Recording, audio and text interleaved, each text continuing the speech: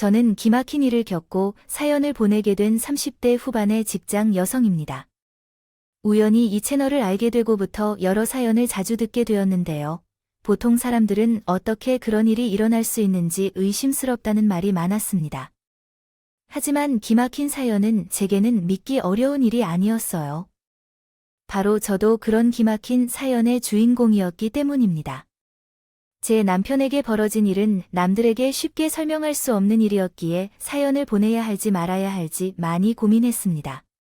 하지만 저도 다른 분들처럼 여러분과 제 사연을 공유하고 싶은 마음에 사연을 보내기로 결정했어요. 저의 경험을 직접 겪고도 좋으나 차마 설명하기 어려운 일이 있습니다. 어딘가에서는 이미 일어나고 있다는 사실을 여러분들께 꼭 전하고 싶었습니다. 그러니까 우리 부부의 이야기를 생각하며 들어주시고 여러분들이 이런 일을 경험하지 않기를 진심으로 바랍니다. 우리 부부의 사연을 토대로 시작해야겠군요. 남편과 저는 대학 시절 처음 만났지만 그 당시에는 이렇게 가까운 관계가 아니었습니다. 대학 동기이자 친구들이 많았던 남편은 밝은 성격으로 보였지만 제게는 어딘지 어려운 측면이 있었어요. 겉으로는 모두와 친해 보이고 잘 지내는 듯 했지만 사실은 자기 속을 잘 드러내지 않고 사생활을 공유하지 않는 탓에 실제로는 근영이의 사정을 잘 아는 친구들은 별로 없던 것 같았습니다. 그러한 이유로 저도 근영이와 너무 가깝지는 않았습니다. 그냥 문제없이 학교 생활을 하는 동기 정도로 알고 있었고 근영이가 군대를 다녀오고 복학을 하면서는 학년이 달라지면서 더 알고 지내야 할 일도 없었었죠. 그렇게 서로 다른 시기에 학교를 졸업한 후 저는 먼저 취업을 해서 사회생활을 시작하게 되었습니다. 회사 생활 몇 년 차에 이제는 학생 티도 다 벗고 사회인이 되어 별일 없이 지내던 중 저는 오랜만에 근영이를 다시 만나게 되었어요. 학교 다닐 때는 그리 친하지는 않았지만 졸업하고 몇 년 만에 밖에서 만나니 유난히 반가운 기분이 들었어요. 그래서인지 저희는 이전과 달리 금방 가까워질 수 있었습니다. 그렇게 다시 만나게 된 그녀는 젊은 나이에 벌써부터 사장님 소리를 들으며 작은 사업체를 꾸리는 멋진 어른이 되어 있었습니다. 근영이가 학교 다닐 적에도 동갑이면서도 왠지 어른스럽고 남달라 보이는 모습에 모든 게 잘할 거라 생각했는데 제가 월급을 받으면서 일하는 동안 근영이는 자신의 사업을 성공적으로 이끌어내고 주식 투자까지 하면서 이미 대단한 모습을 보여주기도 했다. 그런 변화를 보면서 예전에는 잘 몰랐던 근영이의 모습들을 점차 알 수 있었고 학교를 졸업한 뒤에 서로를 더 잘 이해하게 되었다. 서로 가까워지며 연인으로 이어지는 인연을 맺을 수 있었던 것이다. 연애를 시작하면서도 근영이는 자신의 가정사에 대해 이야기하려 하지 않았다. 예전에는 그럴 수도 있겠지만 지금은 친구가 아닌 연인이 되었고 서로 생각도 많이 나누는 사이인데도 근영이는 자신의 가정사를 공개하려 하지 않았다. 그런 집안에서 자라면서 근영이는 어떤 사람이 되고 싶은지 스스로 결정하는 자유로움을 경험하지 못했다는 걸 이해했습니다. 점점 근영이를 이해하게 되면서 그녀도 나를 덜 비난하고 이해해주려 했습니다. 분위기 속에서 근영이는 부모님의 말씀에 따라 모든 것을 절제하고 포기하며 살아야 했고 그 삶이 쉽지 않았다고 말했습니다. 그래서 자신은 바쁘고 힘들더라도 일을 하고 있는 지금이 가장 자유로운 삶이라고 말하고 있었어요. 대체 어떤 삶을 살았던 건지 자세히 알 수는 없었지만 그 얘기를 하면서도 힘들어 보이는 근영이의 표정을 보며 저는 충격을 감출 수가 없었어요. 하지만 그런 이야기를 듣고도 그냥 일을 포기할 수 없었던 저는 근영이와의 결혼을 끝까지 고집하게 되었고 그렇게 예비시댁에 결혼 인사를 드리러 가게 되었습니다. 그렇게 찾아간 예비시댁은 근영이의 말대로 정말 경직되어 있었어요. 집안의 모든 물건들은 각이라도 잡힌 듯 정돈되어 있었고 가벼운 인사치레조차도 하지 않았습니다. 필요한 말만 하는 시댁 어른들의 모습에 저도 최대한 조심했고 시부모님께 잘 보이려 노력할 수밖에 없었어요. 그런 시부모님은 저희 집안이며 제 일이며 저에 대한 모든 것을 마치 면접을 보는 것처럼 무척 깐깐하게 따지고 물어보셨어요. 이미 예상을 했던 저는 긴장 속에서도 다행히 첫인사 자리를 잘 넘어가게 되었습니다. 시부모님도 저를 반대하실 생각은 없는 것 같았는데 별 말씀 없이 상견례 날짜를 잡으셨고 시부모님도 저희 부모님 앞에서는 조심스러운가요? 부모님 양쪽 가족이 참석한 상견례 자리에서는 다행히 특별한 문제 없이 잘 처리할 수 있게 되었습니다. 결혼식도 원활히 마치고 행복한 신혼여행도 다녀왔고 여타 신혼부부들처럼 행복한 신혼생활을 꿈꾸었지만 그 상상은 금방 깨지게 되었습니다. 남편이 출가하여 결혼한 상황임에도 불구하고 시부모님 때문에 남편을 집안에서 부르는 일이 끊이지 않았어요. 여보, 어디야? 아직 마트 가지 않았어. 와 같은 말들이 끊임없이 나오더라고요. 굳이 요리 안 해줘도 되니까 사람이 너무 많으면 그냥 와. 아니, 그게 아니야. 나 지금 부모님 댁에 가고 있는 중이야. 오늘은 많이 늦을 수도 있을 것 같아서. 제가 먼저 연락할게요. 응, 당신 혼자 갑자기 거기에 가는 이유가 뭐야? 혹시 아버지와 어머니께 뭔가 문제가 있나 봐. 걱정할 건 없어. 그냥 좀 옮겨야 하는 일이 있어서 내 도움이 필요한지 봐. 아, 알겠어. 난 괜찮으니까 너무 걱정하지 말고 아버지와 어머니랑 저녁 먹고 들어와. 그리고 도착하면 나에게 전화 좀 해줘. 아버지와 어머니께 인사도 드리고 신혼여행에서 돌아온 적도 같이 말아줘. 신모친님한테 인사드리러 방문한 지 일주일도 안 된 시기에 남편은 다시 그 집으로 적극적으로 들어가기 시작했어요. 처음에는 아무렇지 않게 생각했지만 결국 외동인 남편과 함께 생활하시는 게 고생스러우셨군요. 익숙치 않았고 집안에서 남편이 맡은 일이 있었는데 남편을 찾을 수도 있다고 생각했어요. 하지만 그 횟수가 점점 많아져서 누가 보더라도 심하다 싶을 정도로 남편을 불렀습니다. 자가용으로 30분 거리에 있는 거리임에도 마치 옆집에 있는 것처럼 말이죠. 저도 시부모님께 남편을 너무 자주 부르시는 것은 삼가해달라고 말하고 싶었지만 이제 막 집안에 들어온 며느리로서 그 말하기가 힘들었어요. 게다가 시도 때도 없이 시부모님의 부름에도 불평불만 없이 말을 따르는 남편이 있어 제가 먼저 말을 꺼내기 어려웠습니다. 하지만 일주일에 적으면 3일, 많으면 5일까지 두 집을 왔다 갔다 하는 남편이 있습니다. 부엌 등을 밤새 킨 상태에 대한 제 고민이 점점 심해졌어요. 결국 참다 못해 폭발하게 되었던 일은 제가 했던 일입니다. 자정이 넘어 남편을 불러야 했던 이유는 부엌 등이 나갔다고 말해야 했기 때문이죠. 새벽 2시가 되어서 남편이 돌아오자 저 역시 모르게 화내고 말했어요. 왜 지금까지 기다렸는 거야? 나는 이미 잘 준비해서 자려고 하는데. 아버님, 어머님 해도 지나치다고 생각하지 않아? 오늘 밤이나 일부러 좀 켜놓고 저녁 좀 자세요. 부엌 등 대신 거실 등을 불러놓을 때 정말로 중요한 일이 발생할지도 몰라요. 왜 새벽에 꼭 거기 가야 하느냐고? 옆집이 아니라 자동차로 30분 거리인데 사고라도 날까 봐 걱정이 돼. 거실 등을 켜면 방 안으로 빛이 새어 들어간다고 하셔서 그렇다고 모두를 다 끄고 있으면 화장실에 가시다가 넘어질 수도 있잖아. 그리고 운전은 항상 조심해서 하는 편인데 어차피 내가 당신을 걱정하게 만들어서 미안해하는 말이잖아.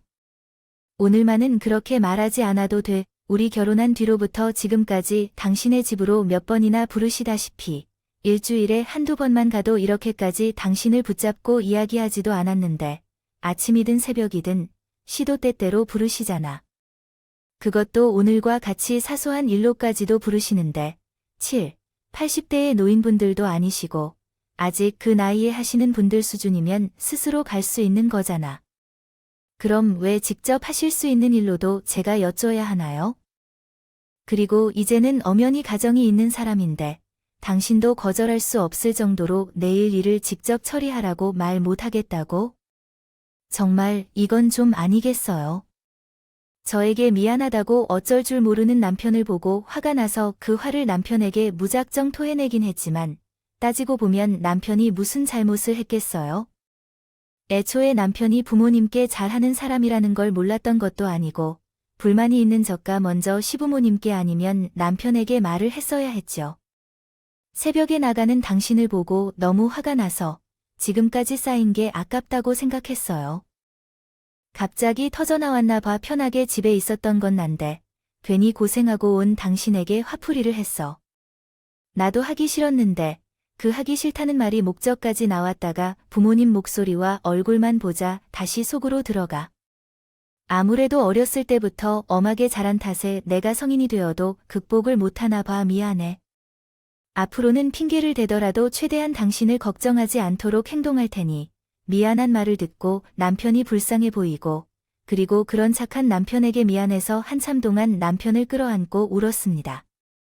그날 이후로 저는 적당한 때에 시부모님께 제 생각을 전달하기로 했어요. 남편을 부르시되 정말 남편이 도움이 필요할 때만 불러달라고 했죠. 그 생각을 하게 된 지 3일이 채 되지 않아 시부모님께서 남편을 또 집안으로 부르셨습니다. 이번에는 바퀴벌레 약을 쳐달라는 일이었어요.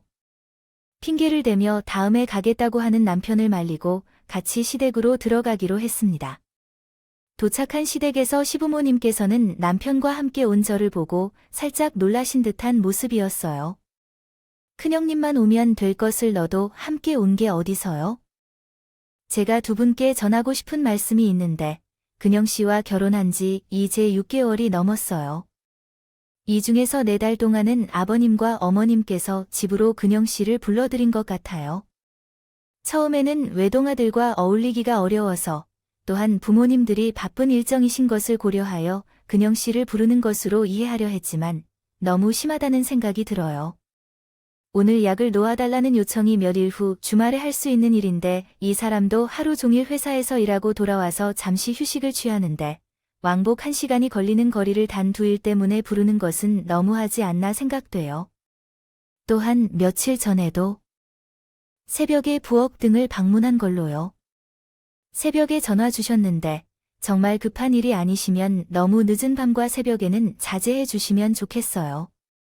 당신이 부모 앞에서 건방진 태도를 취했고 부모가 힘든 상황에는 자식이 도와야 하는 것은 당연한 일이라고요.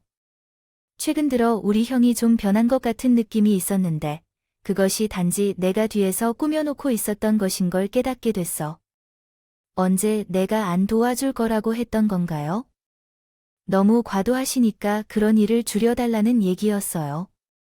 그리고 나한테 근영 씨에 대해 뭐라고 했다는 건 왜 이러세요? 제가 딱 한 번 말했던 것은 새벽에 방문한 일 빼고 다른 얘긴 없어요.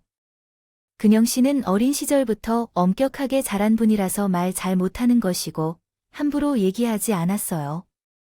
사과하지만 이해가 어려운 구문이어서 처리를 도울 수 없습니다.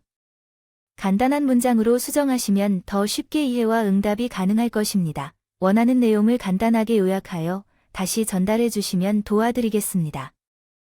부약 먹는 시부모님은 뭘까요? 제가 부탁한 것도 아니었는데요.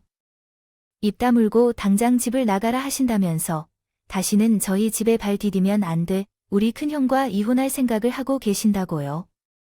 그런 일 절대 없습니다. 아버지, 어머니께서 불러도 집에 오지 않을 거고요. 큰형이 크게 성장했나 봐. 연예계에서 유명해진 것 같아요. 어머나 가정을 방해하지 말아주세요.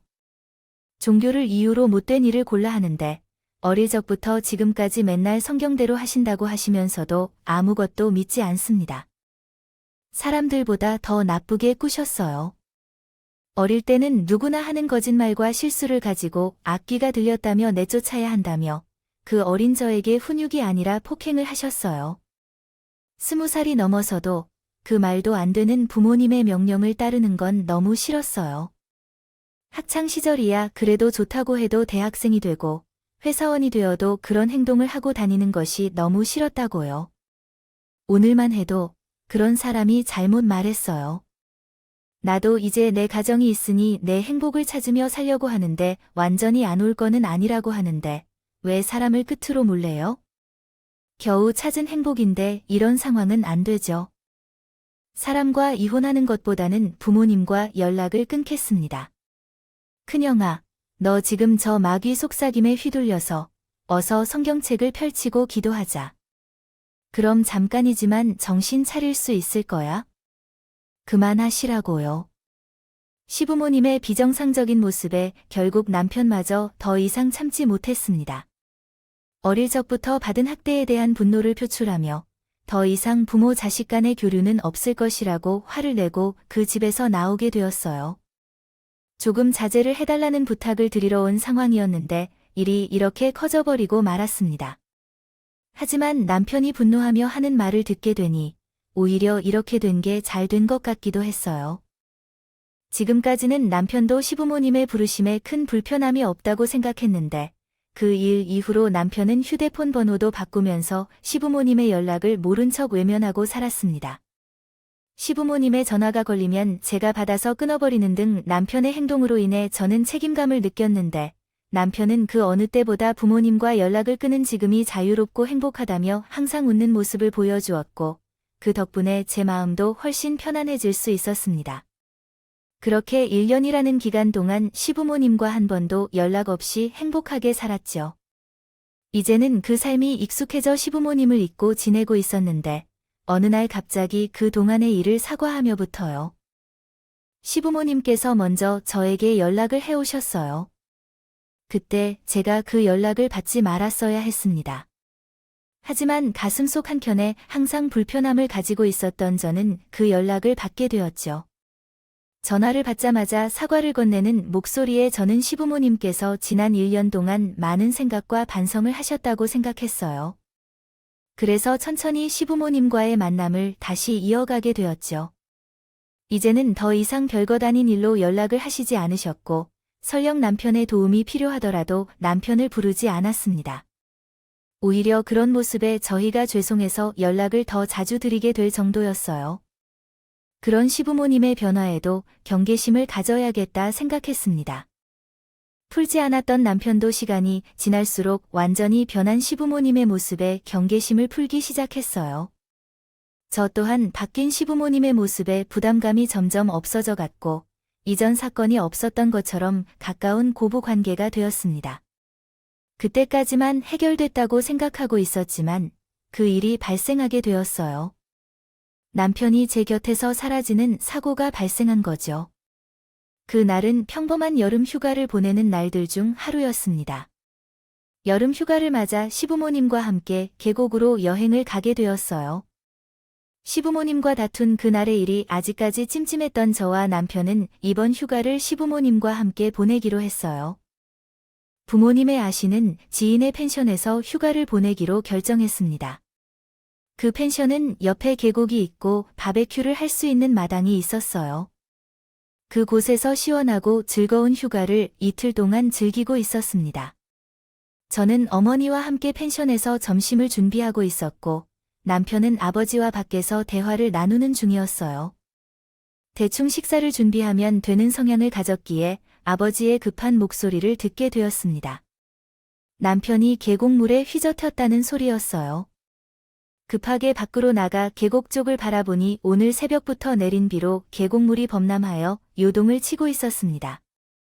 아버지 그리고 근영 씨는 계곡에 빠진 것 같더라고요. 아닌가요?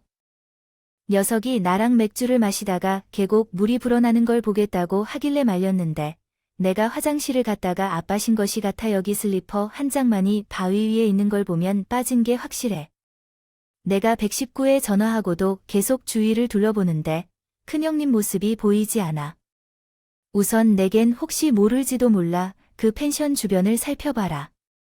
오늘 아침에도 비가 내리는 것을 보고 나는 너에게 계곡 근처로 가지 말라고 했던 남편이었는데 그런 경고를 하는 남편이 계곡에 빠졌다는 것이 믿기지 않았습니다. 한참 동안 펜션 주위를 돌며 남편을 찾던 나는 도로를 따라 계곡 어딘가에 있는 남편을 찾으며 산길을 내려오던 중 구조대원들을 마주쳤습니다. 무릎을 꿇고 애원하며 남편을 찾아달라 요청했어요. 분명 남편은 저를 이렇게 허망하게 두고 떠나지 않을 것이라 생각하며 제발 구해달라고 부탁했습니다. 위험을 감수하고 구조대원들께서 수색을 했지만 남편을 찾을 수 없었습니다.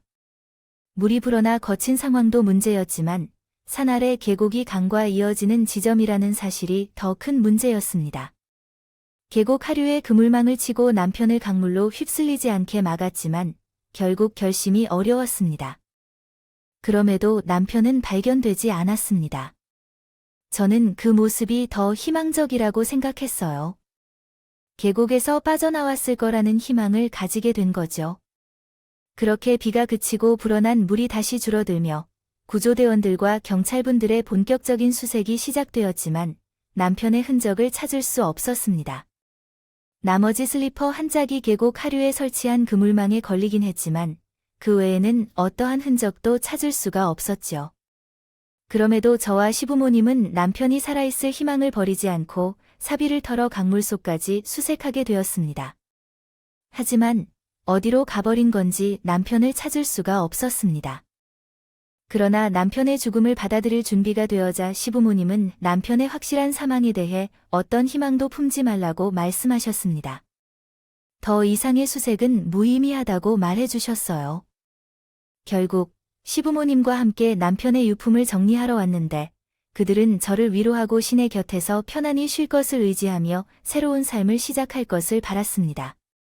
남편이 운명의 계시를 받았는지 너는 일하고 있을 때 그가 하나님 곁에서 안락하게 지낼 수 있을 거라고 두렵게 생각했어요.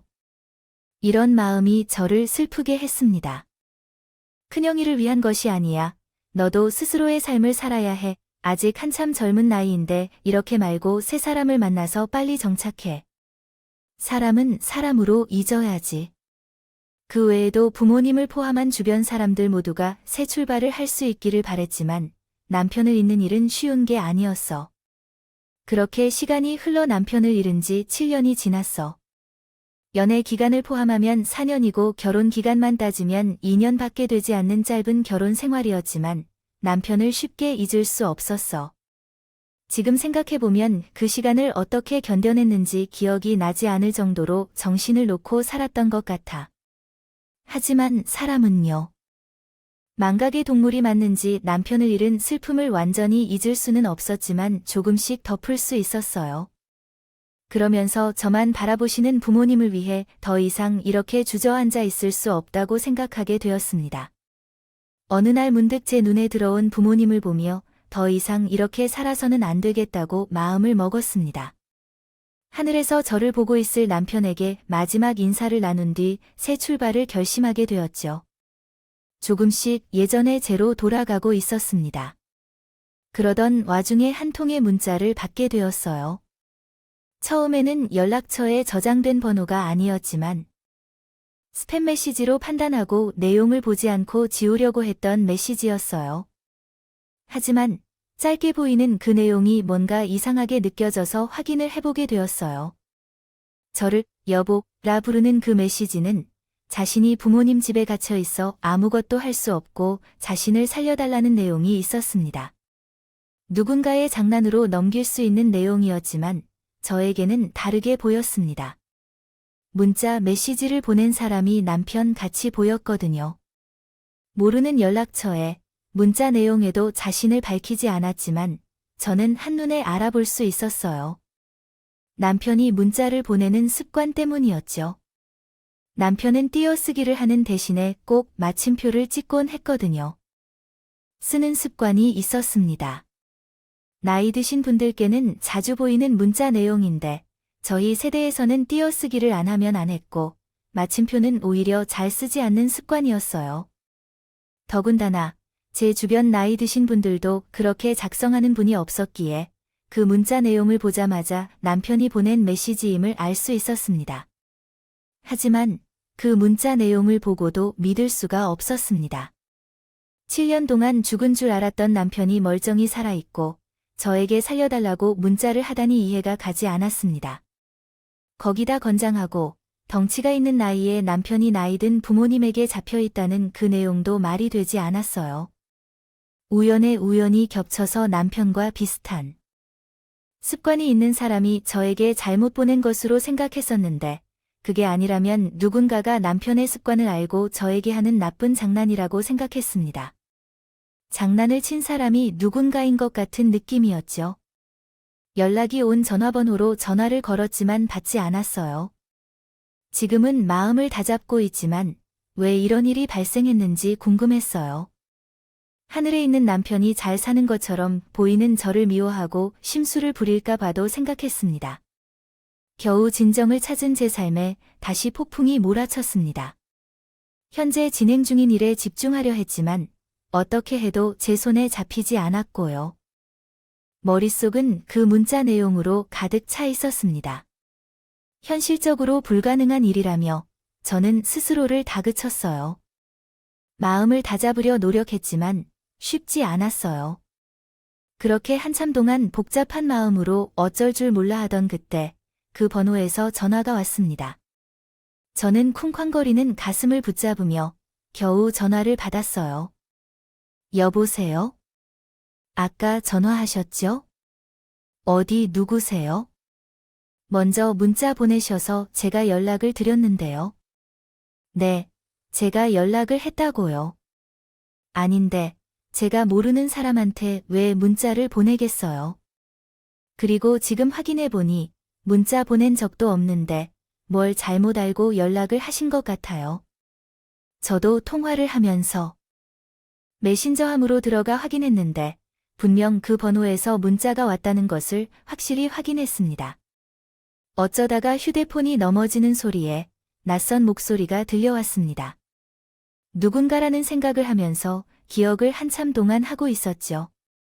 젊은 사람이 무언가를 혼란스러워하고 있는 걸까봐 더는 별다른 이유가 없다면 통화를 끊으려 했습니다. 그때 상대방과의 연락을 끊으려는 순간 머릿속에 어떤 한 사람이 번쩍 떠올랐습니다. 어머님.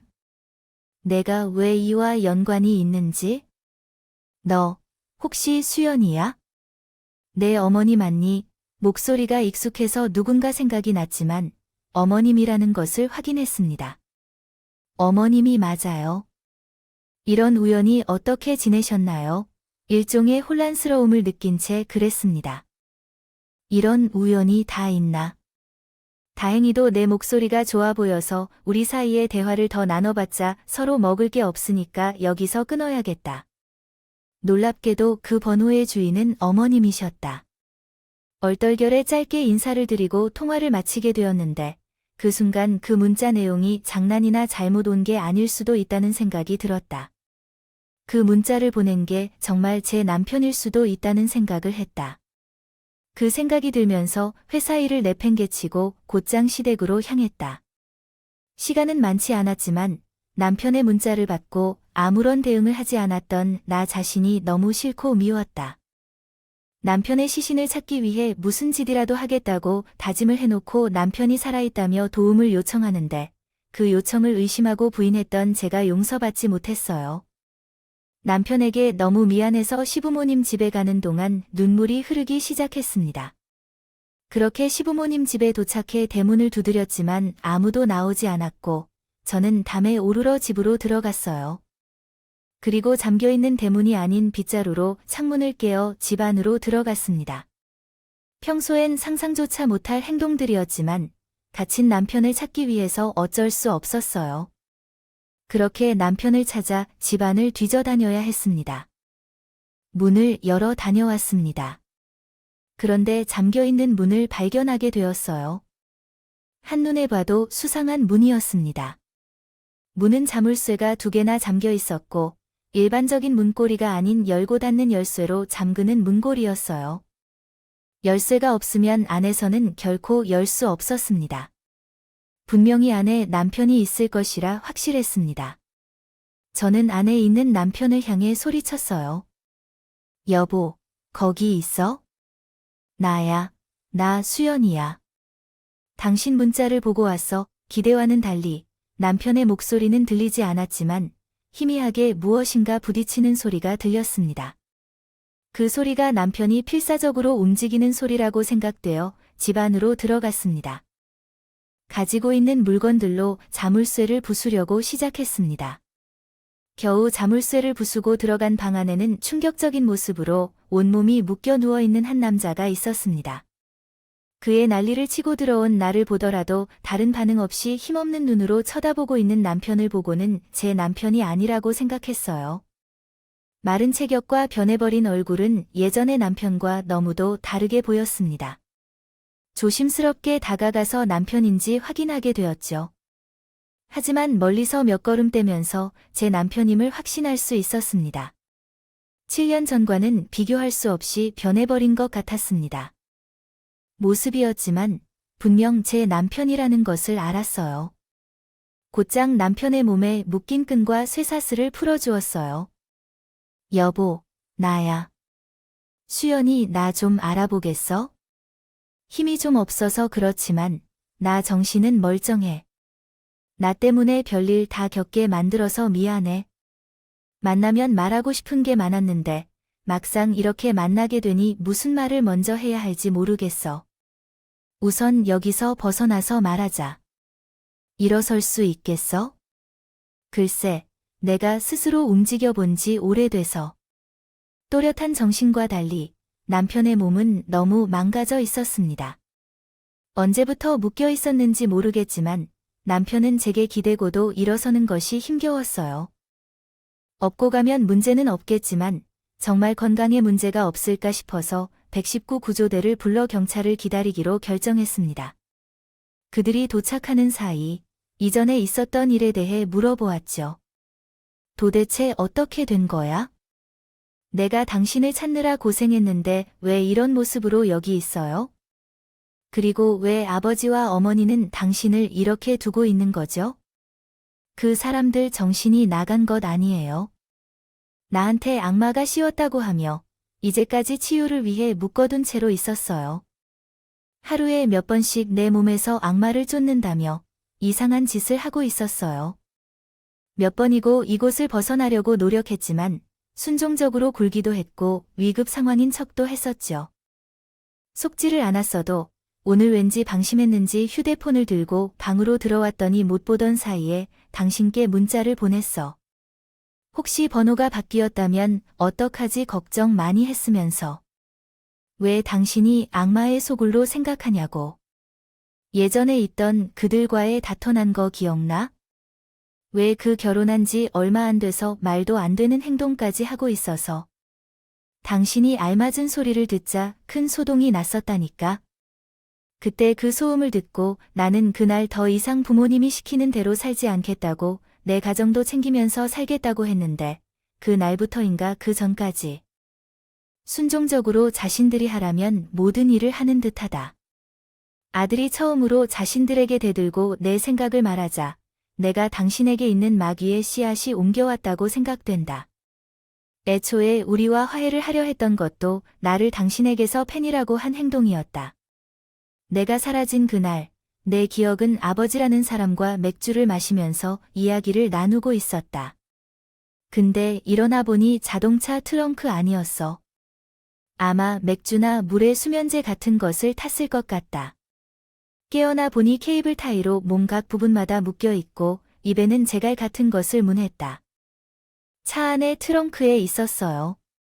몇 일이 지나서야 트렁크 문이 열렸을 때 내 눈앞에 있는 사람이 부모님이라는 것을 보고 그제서야 나를 그렇게 만든 사람이 누구인지 알게 되었어요. 당신에게 그 사람들이 무슨 말씀을 했나요? 그날 비가 조금 내렸었죠. 당신이 강 주변에서 미끄러져 물에 쓸려 내려갔다고 말했을 때 그렇게만 알았어요.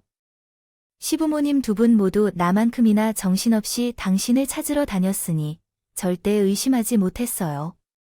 어떻게 그 모습을 보고 연기로 생각하고 누가 자기 자식을 납치했다고 생각할 수 있겠어요?